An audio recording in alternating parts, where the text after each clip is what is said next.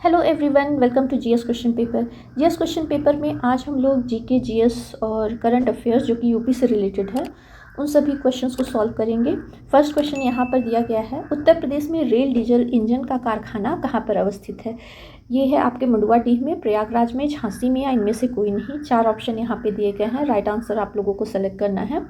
आपको बता दें, जो रेल से रिलेटेड क्वेश्चन है वो कई पूछता है, जैसे कि भारतीय रेलवे बोर्ड की स्थापना कब हुई थी, या रेल दिवस कब मनाते हैं। अभी जो हाल फिलहाल में क्वेश्चंस ज़्यादा आ रहे हैं वो है रेल दिवस कब मनाया जाता है, भारतीय रेलवे बोर्ड की स्थापना कब हुई थी, या किस गवर्नर या वायसराय के कार्यकाल में पहली बार ट्रेन लाइन बिछाया गया था, स्वतंत्र भारत के पहले रेल मंत्री कौन थे, या पहली बार किसने रेल बजट प्रस्तुत किया। इस टाइप के क्वेश्चंस आते हैं और इन सारे फैक्ट्स को मैं वीडियो के लास्ट में आपको पिन करके दूंगी। वीडियो के लास्ट में ये सारे के सारे आपको मिलेंगे।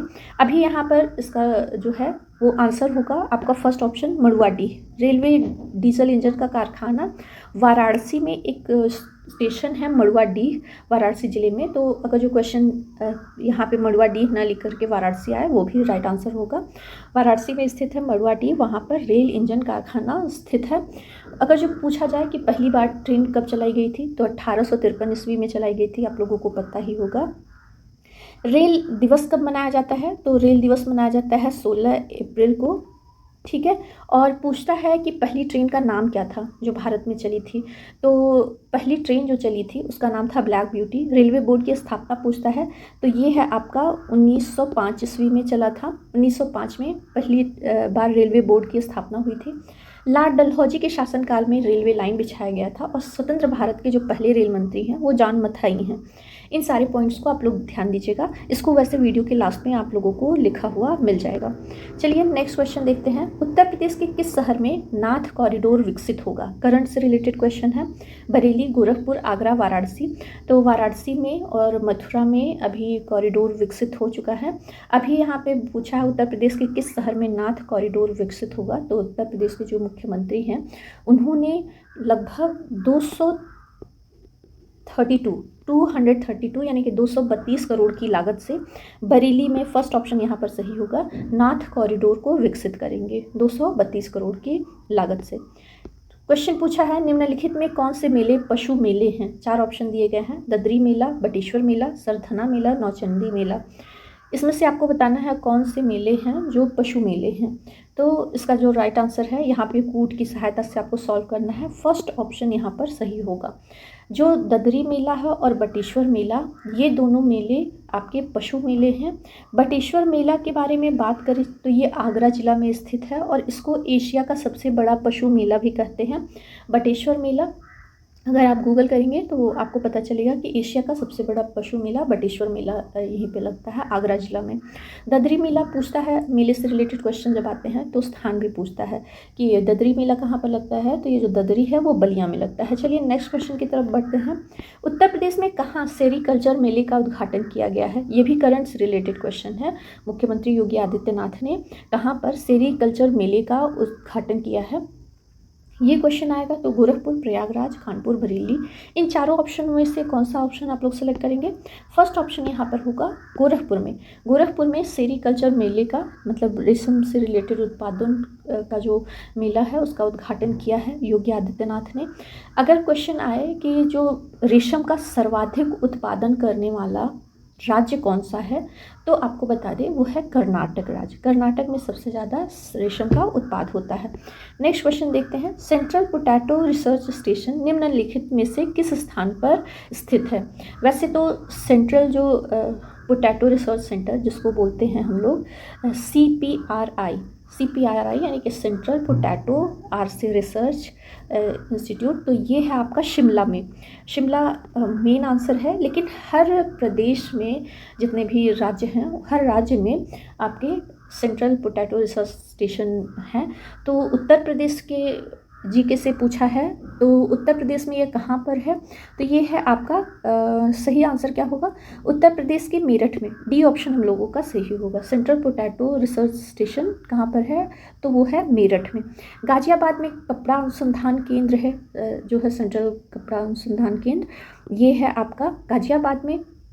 और लखनऊ की बात करें तो लखनऊ में कई रिसर्च सेंटर हैं, जैसे कि आपका गन्ना रिसर्च सेंटर क्वेश्चन आया हुआ है। कृषि अनुसंधान केंद्र कहाँ है, तो वो भी आपका लखनऊ में स्थित है। इसके बाद पूछता है राष्ट्रीय विश्व विज्ञान अनुसंधान केंद्र, तो राष्ट्रीय विश्व विज्ञान अनुसंधान केंद्र वो भी लखनऊ में ही है। चलिए नेक्स्ट क्वेश्चन की तरफ हम लोग बढ़ते हैं। किस राज्य सरकार ने इलेक्ट्रिक वाहनों की खरीद पर रोड टैक्स और पंजीकरण माफ़ करने की घोषणा की है? करंट से रिलेटेड क्वेश्चन है, तो यूपी से रिलेटेड क्वेश्चन है। इसका आंसर भी आपका उत्तर प्रदेश होगा। उत्तर प्रदेश राज्य सरकार ने इलेक्ट्रिक वाहनों की खरीद पर रोड टैक्स और पंजीकरण को माफ़ करने की घोषणा की है। नेक्स्ट क्वेश्चन देखते हैं। प्रताप पत्रिका जिसके संपादक थे गणेश शंकर विद्यार्थी किस स्थान से प्रकाशित होती थी? तो पत्र पत्रिकाओं से रिलेटेड भी क्वेश्चंस बहुत आते हैं, तो ये प्रताप पत्रिका के बारे में पूछा है, तो ये आपको बताना है लखनऊ, कानपुर, आगरा और अयोध्या कहाँ पर होती थी। प्रताप पत्रिका 1913 से ही प्रकाशित होती थी कानपुर से। ये पहले मासिक या साप्ताहिक पत्रिका थी, फिर बाद में दैनिक हो गई, तो ये कानपुर है। सी ऑप्शन हम लोगों का सही है। उत्तर प्रदेश में प्रथम रेलगाड़ी किस वर्ष चलाई गई थी?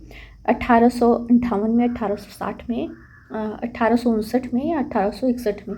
इन चारों ऑप्शन में से सही ऑप्शन क्या होगा? उत्तर प्रदेश में जो पहली ट्रेन चलाई गई थी वो इलाहाबाद से, यानी कि वर्तमान में जो प्रयागराज है वहाँ से कानपुर के मध्य चलाई गई थी। मतलब प्रयागराज से कानपुर के मध्य चलाई गई थी। कब चलाई गई थी? तो ये है 1859 में, 1859 में यूपी में इलाहाबाद से कानपुर के मध्य प्रथम रेलगाड़ी चलाई गई थी, और इसकी स्पीड लगभग 10 किलोमीटर थी तब के टाइम में। नेक्स्ट देखते हैं। एशिया का सबसे बड़ा सुंदर उद्यान जनेश्वर मिश्र पार्क निम्नलिखित में से किस स्थान पर स्थित है? लखनऊ, वाराणसी, कन्नौज, कानपुर। तो पार्क से रिलेटेड क्वेश्चन है ये, तो कहाँ पर स्थित है? लखनऊ है, वाराणसी, कानपुर, कन्नौज, ये है आपके लखनऊ में स्थित। फर्स्ट ऑप्शन सही है, जनेश्वर मिश्र पार्क लखनऊ में आपका स्थित है। इसके अलावा वहाँ पर राम मनोहर लोहिया पार्क है, और साथ ही साथ हाथी पार्क वो भी फेमस है। नेक्स्ट देखते हैं। उत्तर प्रदेश रोडवेज में पहली महिला बस ड्राइवर कौन बनी है? ये आपका करंट से रिलेटेड क्वेश्चन है। तो पहली बस ड्राइवर हैं जो उत्तर प्रदेश की, तो इसलिए इम्पॉर्टेंट हो जाता है। यूपी से रिलेटेड जितने क्वेश्चन आएंगे, तो प्रियंका शर्मा, रानी शर्मा, सुधा अरोड़ा या पूजा शर्मा, इन सारे में से कौन है पहली बस ड्राइवर? तो ये हैं आपकी प्रियंका शर्मा। आपको बता दें पूरे एशिया में सबसे पहली जो महिला रोडवेज बस ड्राइवर थी वो थी आपकी चेन्नई की बसंत कुमारी। तमिलनाडु में का जो राजधानी है चेन्नई, वहाँ की बसंत कुमारी पूरे एशिया की सबसे पहली महिला बस ड्राइवर थी। नेक्स्ट क्वेश्चन देखते हैं। रानी लक्ष्मीबाई बांध निम्नलिखित में से किस नदी पर स्थित है? बेतवा, सई, गंगा या फिर गोमती नदी पर? तो रानी लक्ष्मीबाई बांध किस नदी पर स्थित है? ये है बेतवा नदी पर। ए ऑप्शन हम लोगों का सही होगा। ललितपुर जिले में बेतवा नदी पर रानी लक्ष्मीबाई बांध स्थित है। स्थान पूछे तो ये होगा ललितपुर। नेक्स्ट देखते हैं। कल्याण पत्रिका उत्तर प्रदेश के किस जिले से प्रकाशित होती है? वाराणसी, गोरखपुर, लखनऊ या फिर प्रयागराज? इन चारों ऑप्शन में से आप लोग राइट आंसर को सिलेक्ट करिए। ये होगा आपका गोरखपुर। गोरखपुर में गीता प्रेस से जो है, गीता प्रेस फेमस है गोरखपुर का, तो वहाँ से कल्याण पत्रिका निकलती है। ये मासिक भी है और मतलब 6 महीने वाला भी है पत्रिका। नेक्स्ट देखते हैं। उत्तर प्रदेश के पहले डेटा सेंटर का उद्घाटन कहाँ किया गया? ग्रेटर नोएडा, वाराणसी, लखनऊ या फिर आगरा?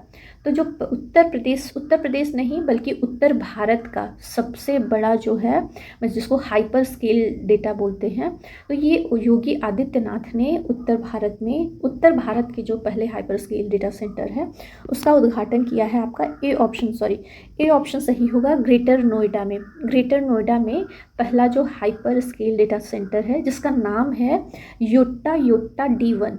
इसका नाम यहाँ पर मैं लिख देती हूँ, योट्टा D1, ये इसका पूरा नाम है, योट्टा D1। ये पहला हाइपर स्केल पर आधारित डेटा सेंटर है। नेक्स्ट देखते हैं। और ये कब हुआ है, मतलब ये कब का है? तो ये आपका अक्टूबर लास्ट में आपका ये स्थापित कर दिया गया है। नेक्स्ट देखते हैं। केंद्र सरकार ने किस राज्य में तराई हाथी रिजर्व को मंजूरी दी है? अगर जो पूछे किस राज्य में, तो इसका राइट आंसर तो उत्तर प्रदेश होगा। यूपी से रिलेटेड हम लोग पढ़ रहे हैं। लेकिन अगर पूछे यूपी में कि यूपी में ये कहाँ पर स्थित है या किस टाइगर रिजर्व में है, ये किस रिजर्व में इसको बनाया जा रहा है, तो आपको बता दें जो लखीमपुर और पीलीभीत जिले में स्थित दुधवा और पीलीभीत टाइगर रिजर्व है, इन दोनों के संयुक्त वन क्षेत्र में यह तराई हाथी रिजर्व को विकसित किया जाएगा। कहाँ पर? लखीमपुर और पीलीभीत जिले में स्थित दुधवा और पीलीभीत टाइगर रिजर्व, इन दोनों के संयुक्त वन क्षेत्र में विकसित किया जाएगा। नेक्स्ट क्वेश्चन देखते हैं। उत्तर प्रदेश राज्य सरकार ने प्रकृति और पक्षी महोत्सव यानी कि नेचर और बर्ड फेस्टिवल किस संस्करण की मेजबानी करेगा? आपको यहाँ पर संस्करण बताना है।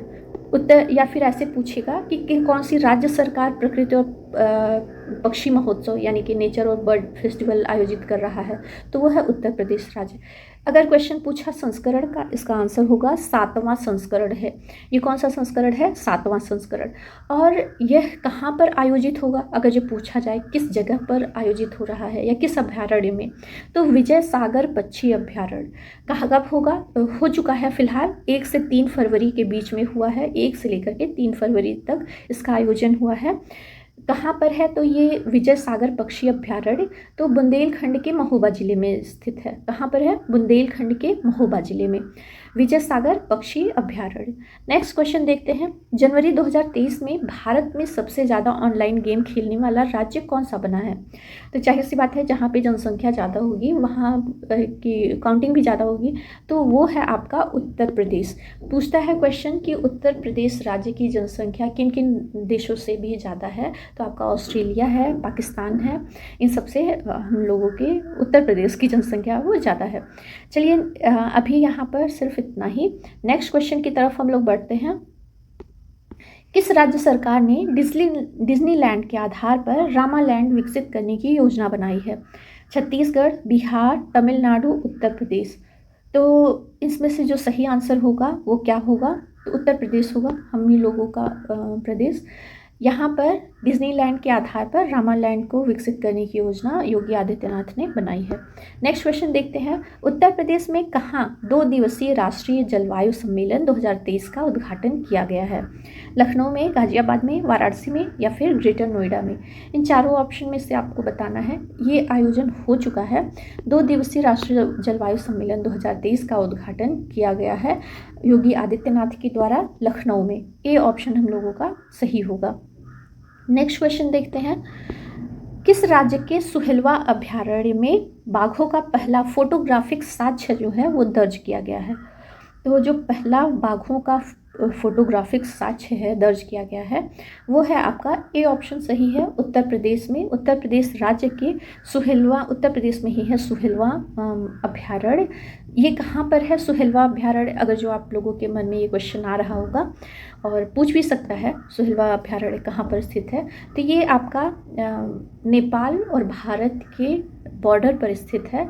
श्रावस्ती, बलरामपुर, गोंडा, इन तीनों जिलों के बीच में स्थित है।